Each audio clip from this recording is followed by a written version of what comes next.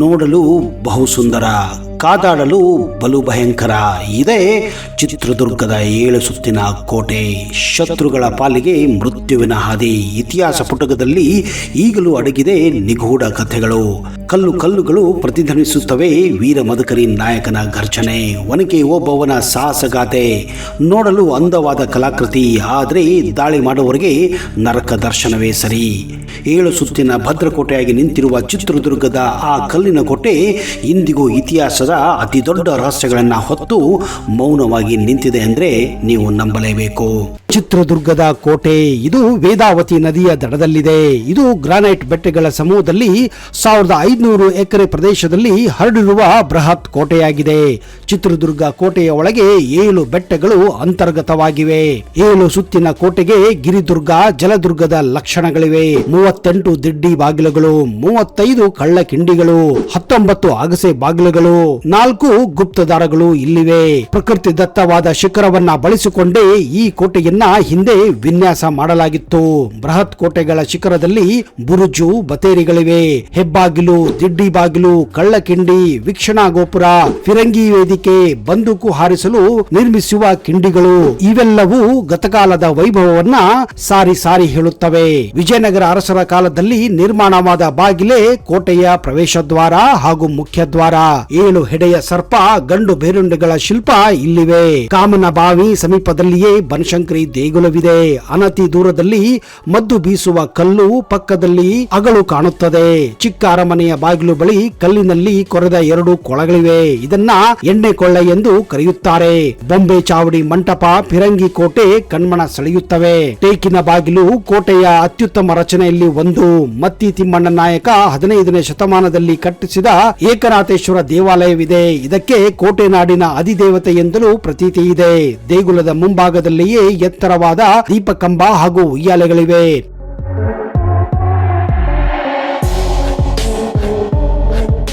ಬಿಚ್ಚುಗಟ್ಟಿ ಭರಮಣ್ಣ ನಾಯಕ ನಿರ್ಮಿಸಿದ ಮುರುಘಾ ಮಠದ ಮೂಲವಾದ ಬೃಹನ್ಮಠ ಇಲ್ಲಿದೆ. ಇದು 300 ಅಂಕಗಳಿಂದ ಕೂಡಿದ್ದು ಸಮೀಪದಲ್ಲಿಯೇ ಸಂಪಿಗೆ ಸಿದ್ದೇಶ್ವರ ಗುಹಾಂತರ ದೇವಾಲಯವಿದೆ. ಬೌದ್ಧ ಮಂದಿರವಾದ ಹಿಡಂಬೇಶ್ವರ ದೇವಸ್ಥಾನವು ಈ ಮೇಲುದುರ್ಗದಲ್ಲಿದೆ. ಈ ದೇವಸ್ಥಾನದ ಹತ್ತಿರವೇ 5 ಹೆಡೆ ಸರ್ಪ ಈಗಲೂ ಇಲ್ಲಿ ಅಲದಾಡುತ್ತದೆ ಎನ್ನುವ ಮಾಹಿತಿ ಇದೆ. 7 ಸುತ್ತಿನ ಈ ಕೋಟೆಯ 3 ಸುತ್ತನ್ನು ನೆಲದ ಮೇಲೂ, ಇನ್ನುಳಿದ 4 ಸುತ್ತನ್ನು ಬೆಟ್ಟದ ಮೇಲೂ ನಿರ್ಮಾಣ ಮಾಡಲಾಗಿದೆ. ಪೂರ್ವ ದಿಕ್ಕಿನಿಂದ ಹೊರಟು ಬೆಟ್ಟದ ಅರಮನೆ ತಲುಪಲು ಬರೋಬ್ಬರಿ ನೀವು 9 ಬಾಗಿಲುಗಳನ್ನ ದಾಟಬೇಕಾಗುತ್ತದೆ. ಈ ಪೂರ್ವ ದಿಕ್ಕಿನ ಮುಖ್ಯವಾದ ದ್ವಾರವನ್ನ ರಂಗಯ್ಯನ ಬಾಗಿಲು ಎಂದು ಕರೆಯುತ್ತಾರೆ. ಮೊದಲನೇ ಸುತ್ತಿನ ಕೋಟೆಯನ್ನು ದಾಟಿದರೆ ಉತ್ಸವಾಂಬ ದೇಗುಲ ದೊರೆಯುತ್ತದೆ. ಇದರ ಪಕ್ಕ ಇರುವ ಬಾಗಿಲು ಗಾರೆ ಬಾಗಿಲು. 3ನೇ ಸುತ್ತಿನ ಬಾಗಿಲು ಹೆಸರು ಕಾಮನ ಬಾಗಿಲು. ಇಲ್ಲಿಯೇ ಎಣ್ಣೆ ಕೊಳ್ಳ ಹಾಗೂ ಗವಿ ಇರುವುದು. ಇಲ್ಲಿಂದ ದಕ್ಷಿಣಕ್ಕೆ 4 ದೊಡ್ಡ ಬೀಸುವ ಕಲ್ಲುಗಳಿವೆ. ಮದ್ದನ್ನ ಅರೆಯಲು ಇದನ್ನ ಆನೆಗಳ ಸಹಾಯದಿಂದ ಉಪಯೋಗಿಸುತ್ತಿದ್ದರು ಎನ್ನುವುದು ಐತಿಹ್ಯ. 4ನೇ ಬಾಗಿಲು ಬಳಿ ಇರುವ ಕೊತ್ತಳವನ್ನ ವೀರಭದ್ರ ಕೊತ್ತಳ ಎನ್ನುತ್ತಾರೆ. ಇದನ್ನು ದಾಟಿ ಮುಂದೆ ನಡೆದರೆ 5ನೇ ಬಾಗಿಲು ಸಿಗುತ್ತದೆ. 5ನೇ ಬಾಗಿಲು ಹಾಗೂ 6ನೇ ಬಾಗಿಲುಗಳು ಸುಲಭವಾಗಿ ಗೋಚರವಾಗದಂತೆ ನಿರ್ಮಿಸಲಾಗಿದೆ. ಇದರ ಬಳಿ ಗಣೇಶನ ಗುಡಿ ಇದೆ. 7ನೇ ಬಾಗಿಲನ್ನು ಪ್ರವೇಶಿಸಿದರೆ ಏಕನಾಥೇಶ್ವರಿ ದೇವಸ್ಥಾನ ಸಿಗುತ್ತದೆ. ಕಲ್ಲಿನ ಆಯತಾಕಾರದ ಕಣಜವು ಇಲ್ಲೇ ಇರೋದು. 8ನೇ ಬಾಗಿಲು ದಾಟಿದರೆ ವಿಶಾಲವಾದ ಬೃಹನ್ಮಠ, ಸಂಪಿಗೆ ಸಿದ್ದೇಶ್ವರ ದೇವಾಲಯ, ಹಿಡಂಬೇಶ್ವರ ದೇವಾಲಯ, ತುಪ್ಪದ ಕೊಳ, ದ್ವಾರ ಗೋಪುರ, ಉಯ್ಯಾಲೆ ಕಂಬ, ದೀಪಸ್ತಂಭಗಳು ದೊರೆಯುತ್ತವೆ.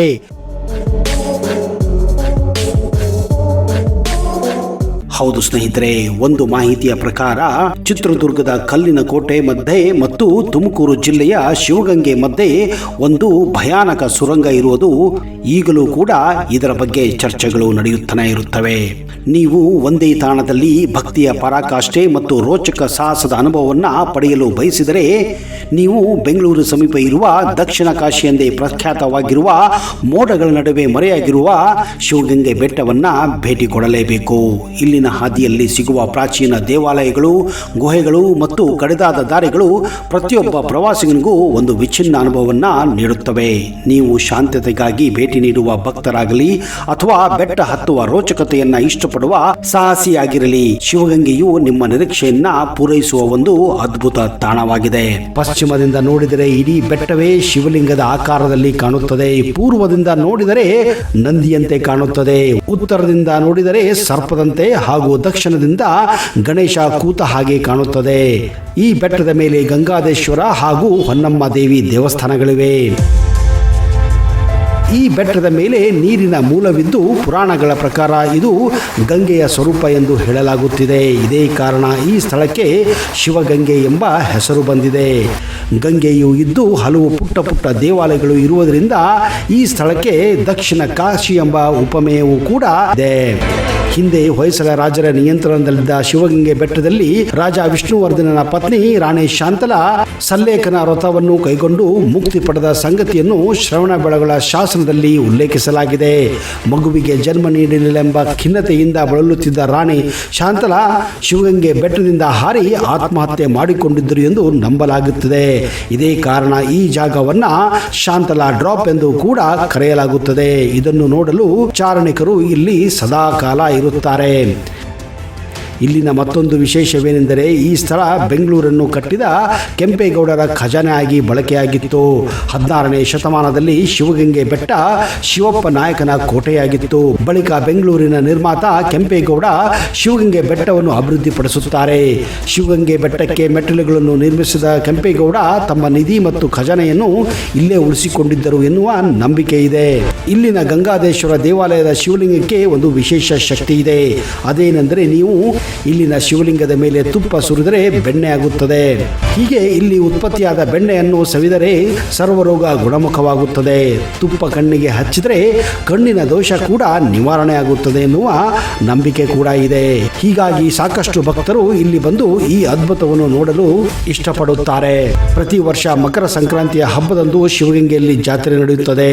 ಅಂದು ಗಂಗಾದೇಶ್ವರ ಮತ್ತು ಹೊನ್ನಾದೇವಿಯ ವಿವಾಹ ಮಹೋತ್ಸವ ಕೂಡ ನಡೆಯುತ್ತದೆ. ಆ ದಿನ ಬೆಳಗ್ಗೆ ಬೆಟ್ಟದ ಮೇಲಿನ ಕಲ್ಲಿನಿಂದ ಗಂಗಾ ಜಲ ಹೊರಹೊಮ್ಮುತ್ತದೆ. ಇದೇ ಜಲದಿಂದ ಹೊನ್ನಾದೇವಿಯನ್ನ ಹಾಗೂ ಗಂಗಾದೇಶ್ವರನಿಗೆ ಧಾರೆಯನ್ನೆರೆಯುತ್ತಾರೆ. ಭಕ್ತರು ಮತ್ತು ಸ್ಥಳೀಯರ ನಂಬಿಕೆಯ ಪ್ರಕಾರ ಬೆಂಗಳೂರಿನ ಗವಿಪುರದಲ್ಲಿರುವ ಐತಿಹಾಸಿಕ ಗವಿಗಂಗಾದೇಶ್ವರ ದೇವಸ್ಥಾನದ ಗರ್ಭಗುಡಿಯಿಂದ ಶಿವಗಂಗೆಯ ಪವಿತ್ರ ಕ್ಷೇತ್ರಕ್ಕೆ ಸಂಪರ್ಕ ಕಲ್ಪಿಸುವ ಒಂದು ಸುರಂಗವಿದೆ. ಇದು ಕೇವಲ ಶಿವಗಂಗೆ ಅಷ್ಟೇ ಅಲ್ಲದೆ ಕೆಲವರು ಈ ಮಾರ್ಗವು ಮುಂದೆ ಕಾಶಿಯವರೆಗೂ ವ್ಯಾಪಿಸಿದೆ ಎಂದು ಕೂಡ ನಂಬುತ್ತಾರೆ. ದೇವಸ್ಥಾನ ಒಳಗೆ ನಿಜಕ್ಕೂ ಕಲ್ಲಿನಿಂದ ನಿರ್ಮಿತವಾದ ಗುಹೆಗಳಿವೆ ಮತ್ತು ಪ್ರದಕ್ಷಿಣಾ ಪಥಗಳಿವೆ. ಈ ಪಥದಲ್ಲಿ ಸಾಗುವ ಸುರಂಗದಂತಹ ಅನುಭವವಾಗುವುದು ಸಹಜ. ಆದರೆ ಈ ಸುರಂಗಗಳು ನಿಜವಾಗಿಯೂ ಶಿವಗಂಗೆಯವರೆಗೆ ಇವೆ ಎಂಬುದಕ್ಕೆ ಯಾವುದೇ ವೈಜ್ಞಾನಿಕ ಪುರಾವೆ ಇಲ್ಲ. ಕಾಲದ ಪ್ರಭಾವದಿಂದ ಅಥವಾ ಭದ್ರತೆಯ ಕಾರಣದಿಂದಾಗಿ ಇಂತಹ ಮಾರ್ಗಗಳನ್ನು ಮುಚ್ಚಲಾಗಿದೆ ಎಂದು ಕೂಡ ತಜ್ಞರು ಹೇಳುತ್ತಾರೆ. ಈ ದೇವಾಲಯದ ಗರ್ಭಗುಡಿ ಸುತ್ತ ಇರುವ ಗುಹಾ ಮಾರ್ಗದಲ್ಲಿ ಗೌತಮ ಮಹರ್ಷಿಗಳು ಮತ್ತು ಭರದ್ವಾಜ ಮುನಿಗಳ ಮೂರ್ತಿಗಳನ್ನು ನೀವು ಈಗಲೂ ಕಾಣಬಹುದು. ಇದೇ ಮಾರ್ಗದಲ್ಲಿ ಮುಂದುವರಿಯುತ್ತಾ ಹೋದಲ್ಲಿ ಸಪ್ತ ಮಾತೃಕೆಯರಾದಂತಹ ಬ್ರಾಹ್ಮಿ, ಮಹೇಶ್ವರಿ, ವರಾಹಿ, ಚಾಮುಂಡಿ, ವೈಷ್ಣವಿ, ಶ್ರೀದೇವಿ ಮತ್ತು ಭೂದೇವಿಯರ ವಿಗ್ರಹಗಳನ್ನು ನೀವು ಕಣ್ತುಂಬಿಕೊಳ್ಳಬಹುದು.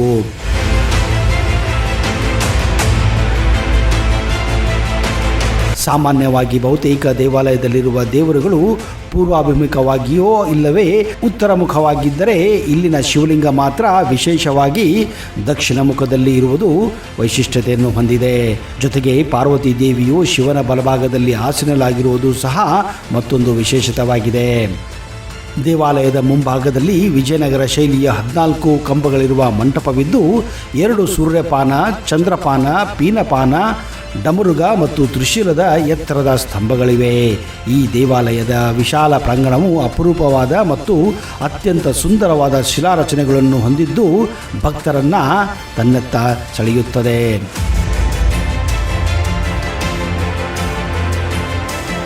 ಈ ಗುಹಾಂತರ ದೇವಾಲಯದಲ್ಲಿ 2 ಸುರಂಗ ಮಾರ್ಗಗಳಿದ್ದು ಒಂದು ಸುರಂಗ ಮಾರ್ಗವು ಕಾಶಿ ವಿಶ್ವನಾಥನ ಸನ್ನಿಧಿಗೂ ಹಾಗೂ ಮತ್ತೊಂದು ಗುಹೆಯ ಮೂಲಕ ಶಿವಗಂಗೆಯ ಅಂದರೆ ತುಮಕೂರು ಬಳಿ ಇರುವ ಶಿವಗಂಗೆಗೆ ತಲುಪುತ್ತದೆ ಎಂದು ನಂಬಿಕೆ ಇದೆ.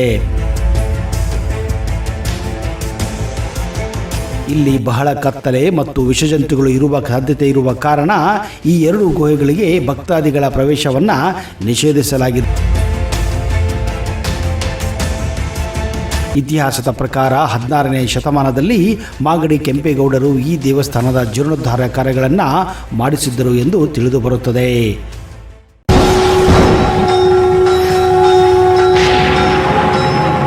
ಶ್ರೀ ಮಹಾಪ್ರತ್ಯಂಗಿರ ಚೌಡೇಶ್ವರಿ ಜ್ಯೋತಿಷ್ಯ ಫಲ, ಪಂಡಿತ್ ವೈದ್ಯಮೋಡಿ ರಾಮಜ್ಜ, ಶ್ರೀ ಆಂಜನೇಯ ಸ್ವಾಮಿಯ ಆರಾಧಕರು, Indian famous astrologer. Get 100% solution to all your problems. Shri Pratyangira ದೇವಿಯನ್ನ ವಶಪಡಿಸಿಕೊಂಡಿರುವ ಏಕೈಕ ಜ್ಯೋತಿಷ್ಯರು ಪಂಡಿತ್ ರಾಮಜ್ಜನವರು. ರಾಜಮೋಡಿ, ತಾಳೆಗೆರೆ ಮತ್ತು ನಿಮ್ಮ ಧ್ವನಿಯ ಮೂಲಕ ನಿಮ್ಮ ಭವಿಷ್ಯವನ್ನ ನಿಖರವಾಗಿ ಹೇಳುತ್ತಾರೆ. ಫೋನಿನ ಮೂಲಕ ನೇರ ಪರಿಹಾರದಲ್ಲಿ ಓಪನ್ ಚಾಲೆಂಜ್. ಆಂಜನೇಯ ಸ್ವಾಮಿಯ ಅನುಗ್ರಹದಿಂದ ವಿಶೇಷ ಪರಿಹಾರ ತಿಳಿಸುತ್ತಾರೆ. ನಿಮ್ಮ ಒಂದು ಕರೆ ನಿಮ್ಮ ಭವಿಷ್ಯವನ್ನೇ ಬದಲಾಯಿಸಬಲ್ಲದು. ಇವರ ದೂರವಾಣಿ ಸಂಖ್ಯೆ 9008220252.